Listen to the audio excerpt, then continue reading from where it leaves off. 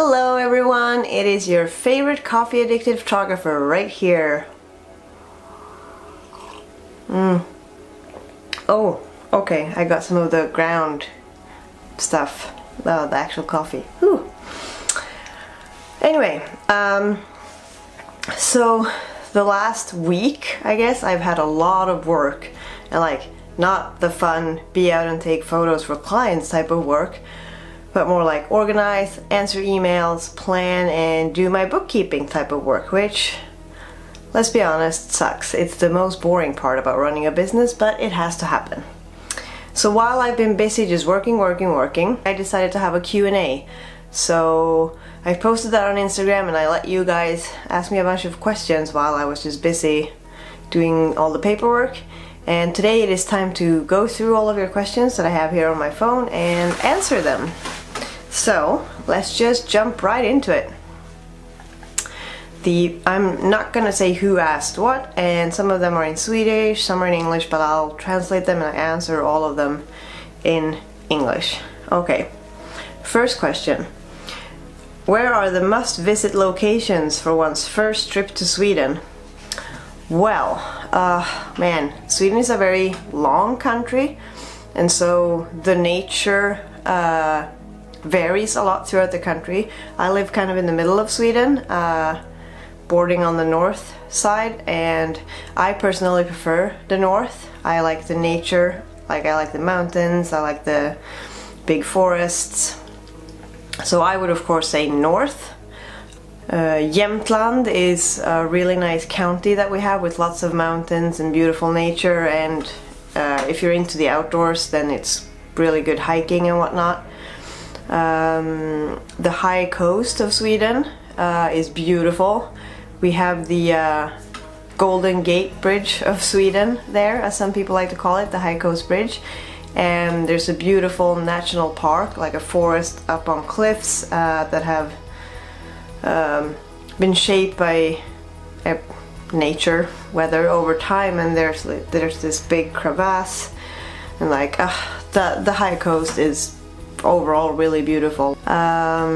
Also heading super far up north is really beautiful. I don't have a spot in particular that I like.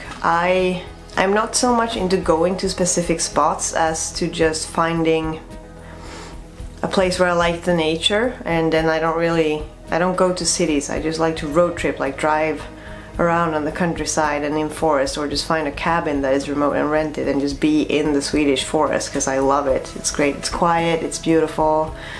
So I guess that's my tip for you. Next one. Hello. Oh, was focus off? No. Hello, I moved to Sundsvall this fall. Where do I find the best like hiking paths or outdoor paths? First of all, hooray! A new person coming to Sundsvall! Woo! We should meet up and hang out, because since you asked that question, it seems like we have similar interests. So Sundsvall is a city in between two mountains in like a valley. So both mountains have really good forests and hiking paths and biking paths and ski tracks and all of that. So both the North and South Mountain are great and very close and easily accessible from town. Like you can walk to both of them. Sidsjön is another place that is not too far away from town. It's a nice lake that you can walk around. There's lots of docks where you can stop and swim. There's a forest, and you can kind of go from Sidsjön up and like end up on South Mountain, so it's all kind of connected, which I really like. Then there's a pilgrimage that starts just outside of Sundsvall, and it goes through Sundsvall out on the countryside, further on and all the way to Norway. So if you want to spend a few weeks during the summer just hiking, you could do the entire pilgrimage or walk parts of it. There are signs like from town, and like you just follow. It's called a St. Olaf pilgrimage, and there are some pretty nice views along that hike. I've done parts of it, not the entire thing. I haven't walked to Norway, but I walked 2 days on it, so that's very pretty. But let's meet up when you get here and we'll drag you along when we head out. Next one. What are you most looking forward to seeing when you visit Canada this summer? Oh gosh, so I'll be spending a month in Canada this summer, so I'll definitely have time to see a lot of things, which is great because the journey is very long, and once I go I do want to spend a lot of time there. I guess what am I most excited about? I'm very curious to see Toronto. Like, I'm not a city girl, but it will just be interesting to see and be in such a big city. Like, it's going to be massive compared to what I've seen. So that'll definitely be an experience, and I'm really interested in some of the districts in Toronto, like the Distillery District and Kensington Market and a little Tokyo. So that'll be fun. But besides that, I think I'm very excited to see where my partner grew up, like just his neck of the woods. I'm excited to see Algonquin Park, go camping. It'll be fun to see the Niagara Falls, but I hear the Niagara Glen that's around there is very pretty, so I'm more excited to be there. Also because I know we're going bouldering there, so that'll be good times. Yeah, I think that's it. I am also excited to just have all the maple syrup on everything. Like, maple syrup is very expensive here in Sweden, so I'm gonna eat all the maple syrup when we go to Canada.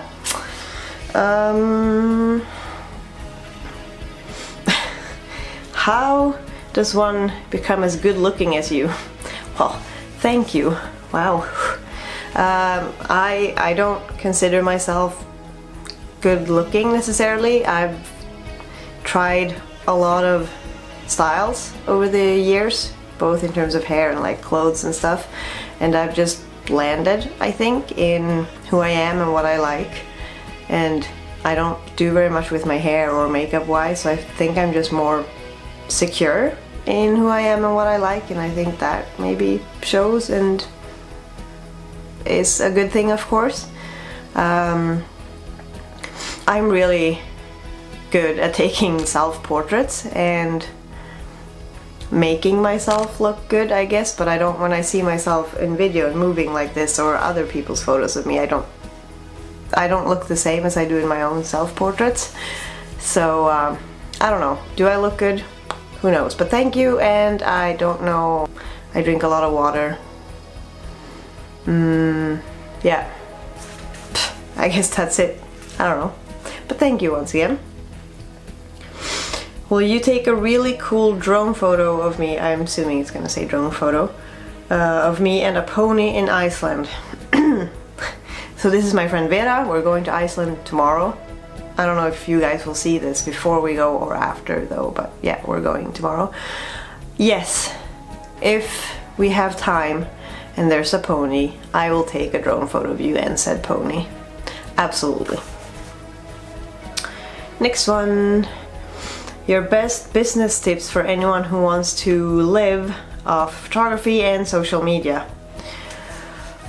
That's a big question, and it's a good one. And it's always funny when I try to think about how I got to where I am and how I'm able to work with what I do, because I feel like I've just done stuff, and stuff is just like a snowball effect. It just started happening, and I'm like, but how? I don't really know.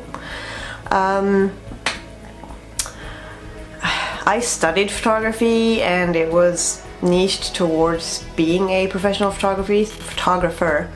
So I made a lot of good connections there and got like just thrown into the business. So I started getting clients and work and started being able to present work, which made more work happen.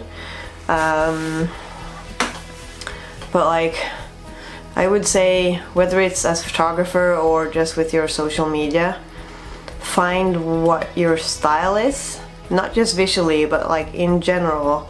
What are your core values? How do you want to work? Like, both as a photographer and an influencer, I want to work with the outdoors and with really good high quality brands, preferably sustainable ones, but like brands that make products that will last for a very long time, and preferably they should be sustainably produced.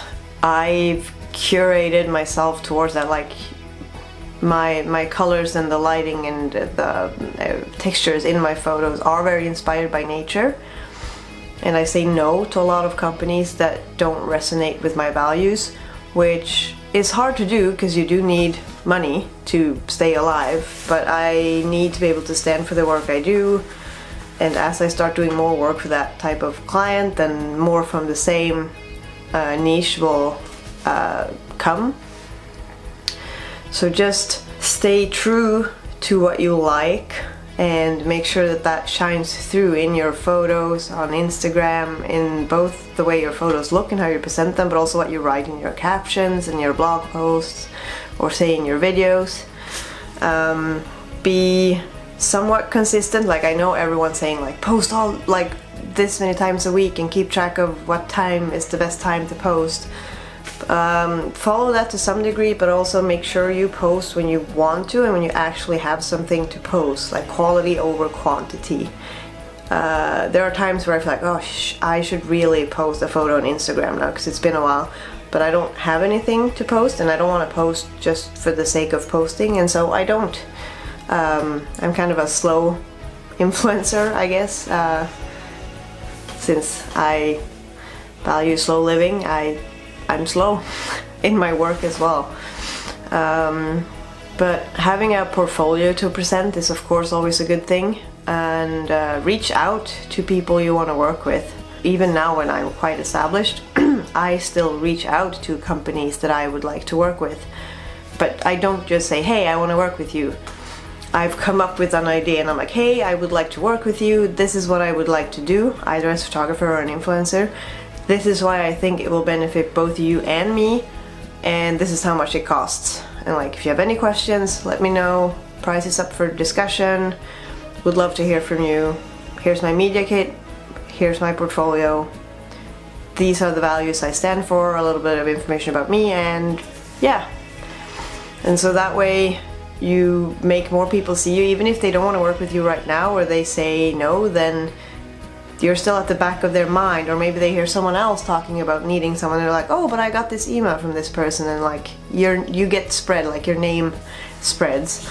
So don't be afraid to do that, and that way you can really, once you find your niche and what type of brands you want to work with, you, by contacting them, will curate your niche even more automatically, which is super good. And then think of ways to get like a passive income. Like, I sell my photos as prints on Printler. I sell them through two Scandinavian image agencies, Scandinav and Unir. And I also sell my drone footage at a reel.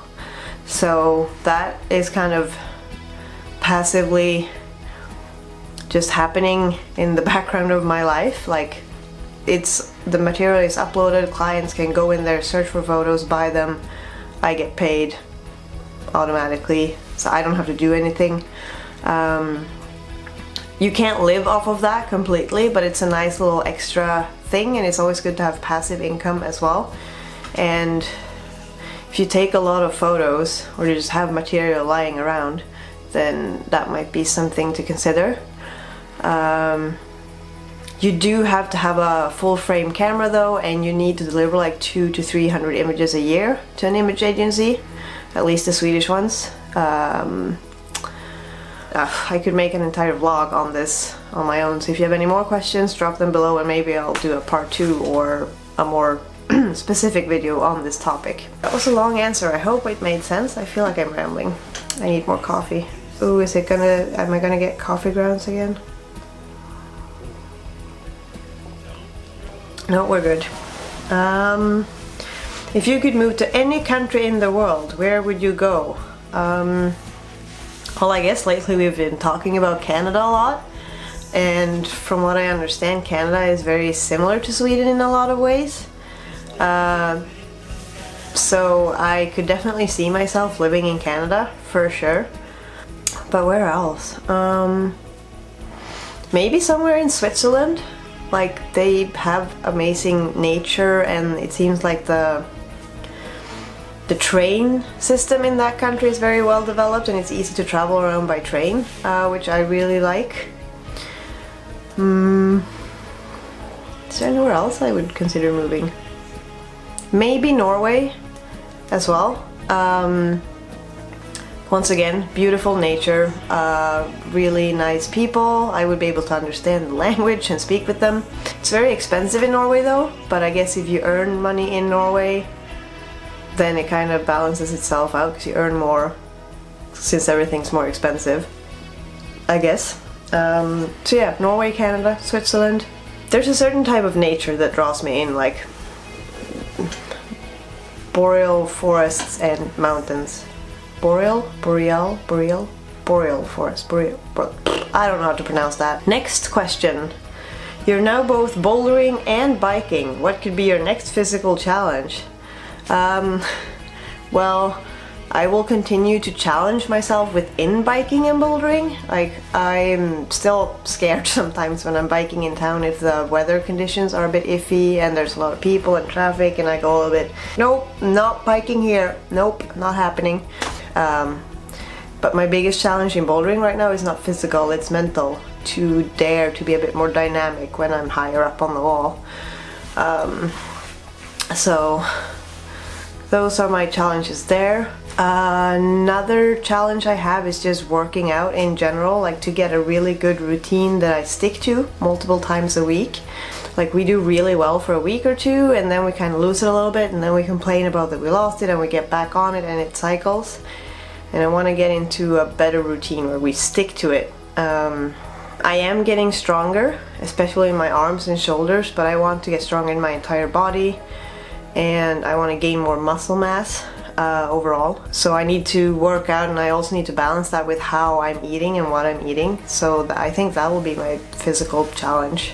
My partner keeps talking about mountain biking and snowboarding, but I think that's where I draw the limit. I'm not gonna do any of those things, I think. Nope. Next one. Top tips for staying focused in working towards living the life of your dreams. Ooh, it's a good one, but a hard one. I think I used to live in a bigger city and felt very stressed, and like I got caught up in the high tempo and the city life, and you need to earn this much money and you need to consume and blah blah blah. And I removed myself from that to be able to focus more. Like, I moved to a smaller town, nature, calmer environment overall. And for me, within my line of business, the competition wasn't as big here, and I feel like photographers in a big city live a certain way, and it's like a high like if you live in a big city and you say you're a photographer, I feel like I immediately think of a certain type of person, and I do not fit that. So I find it easier to be in a location where I feel more at home, more relaxed, and that helps me focus more, and it also helped me develop my own niche a lot. But how to stay focused in working towards living the life of your dreams? I guess it depends on what living the life of your dreams is as well. Like, I don't know if we ever get there, but I guess the journey and the striving for it is kind of living the life of your dreams. Like, for me, I want to live in a small space, more minimalistic. I want to own less stuff, and I want to be able to afford to work less and live more. And so I've made sure I got rid of stuff. I've moved to a smaller space, working on my routines to spend less money, and when I do spend money, it's like I buy secondhand, and I try to find ways that are sustainable for me, the planet, and my economy, so that I have more time for other things and can just spend money on experiences. But I think it's an ongoing journey. Like, I constantly do it. Like, still 5 years. I've been doing it for 5 years, and I still keep getting rid of things, keep downsizing, and like change small things in my routines, and just striving towards the dream or the goal. I don't know if I'll ever reach it. I feel very happy with my life right now, so maybe being on the journey towards how you want to live is the way you want to live. Like as soon as you start taking steps towards whatever your dream is, then it starts happening and suddenly you're kind of in it. But you can't just stop though, like you have to maintain it. It's like growing a tomato plant, and once it's there and you have tomatoes, you can't just stop. You still need to water it and like take care of it. Maybe that was a good analogy, maybe not. Oh, I feel like this is such a broad, big question that like I would need to sit down with this person and just talk forever over, I don't know, a glass of beer or two. There are definitely days where I lose focus. Oh, absolutely. Both work-wise and life-wise. And I think all of us have those moments, like days or weeks where we just lose it. But I think we need that. We need to have a little downtime from stuff to like recharge energy and get new inspiration, and then we're back on it again. Like we can't just go like this, we need the ups and downs. I don't know if I gave you a good answer. I'm sorry, I hope I did. Maybe. The most beautiful place in Sweden for dramatic landscape photos. The north. Once again, I would say the high coast is really pretty. I like to find high locations, like I like to be up on big hills or mountains, and preferably when it's sunset, like golden hour and after sunset. And yeah, the mountain world where it's very flat and no trees and then mountains in the background, I think also looks very dramatic. And the weather up in the mountains is also often very dramatic, which helps to create a feeling in your landscape photos. Because if it's just green grass, blue skies and sun, it doesn't look very dramatic and the light is too harsh. So I would also say it depends on the season. I don't take as many natural landscape shots during summer when the weather is nice, because it's just too green, too harsh, too bright. Like I want fall, like autumn colors, mist or rain, something that helps create an atmosphere and a mood. But yeah, mountains, forests, higher ground, the north of Sweden. So those were the questions that you guys had for me this time. It was really fun to read all of them and to see the variety, like the mix of business related questions, some like lifestyle questions, and a little bit about Sweden and nature. So a really good mix. Thank you so much for taking the time to ask me these questions, and thank you for following me in the first place. Like, I appreciate that so much. Wouldn't mind doing this again. If you have any questions that you didn't ask, or if you got new questions when I made this video, just comment below and I'll make a part 2 at some point, or let me know if there's a topic you would want me to make an entire video on, like more specifically, go more in depth, because I would love to do that instead of answering kind of quick. Thank you for asking, thank you for following, and thank you for watching. Don't forget to like this video if you enjoy these Q&As, and subscribe if you haven't already, and hit that stupid bell so that you see when I upload new things. Now I am going to go and have more coffee and pack for Iceland, and the next vlog will probably be about Iceland. So see you, bye!